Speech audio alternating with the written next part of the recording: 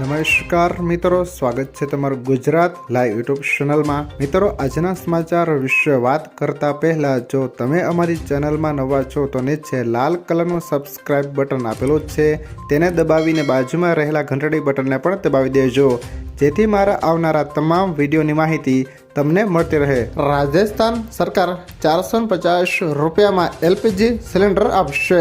હવે રાજસ્થાનમાં ખાદ્ય સુરક્ષા કાયદા હેઠળ આવતા પરિવારોને પણ 450 રૂપિયામાં એલપીજી સિલિન્ડર મળશે।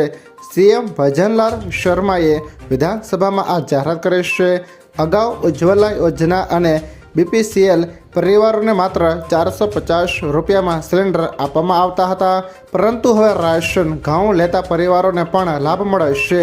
કેટલાક અન્ય રાજ્યોમાં પણ એલપીજી સિલિન્ડર 500 રૂપિયામાં આપવામાં આવી રહ્યું છે।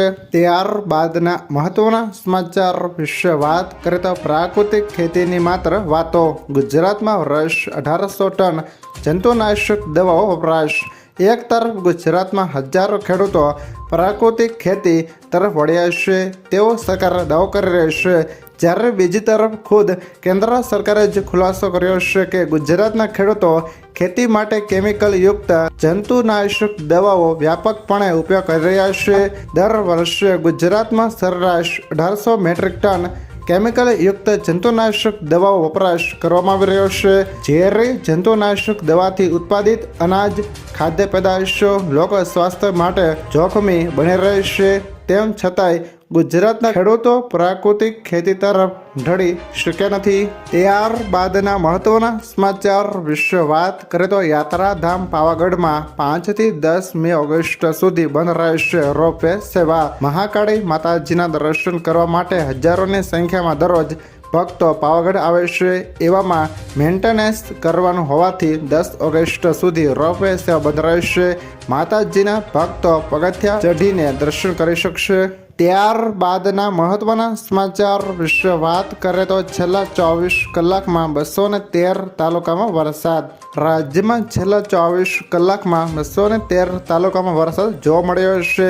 સૌથી વધુ મહેસાણામાં 4 ઇંચથી વધુ વરસાદ વરસ્યો છે। સાબરકાંઠાના પ્રાંતિજ અને વિસનગરમાં 6.5 ઇંચથી વધુ વરસાદ ખાબક્યો છે। ભરૂચના હાસોટમાં 5.9 ઇંચ વરસાદ નોંધાયો છે। 11 તાલુકામાં 4 ઇંચથી વધુ વરસાદ ખાબક્યો છે। સાતલપુર, નડિયાદ, વડનગર, બહુચરાજી અને વાપીમાં 3 ઇંચ વરસાદ નોંધાયો છે। 24 તાલુકામાં 2 ઇંચથી વધુ વરસાદ ખાબક્યો છે, તો રાજ્યના 17 તાલુકામાં 1 ઇંચથી વધુ વરસાદ નોંધાયો છે। વરસાદના પગલે અનેક સ્થળોએ પાણી ભરાવાની સમસ્યા સર્જાઈ છે, તો કેટલાક સ્થળોએ વાહન વ્યવહાર પણ અસર જોવા મળી રહી છે।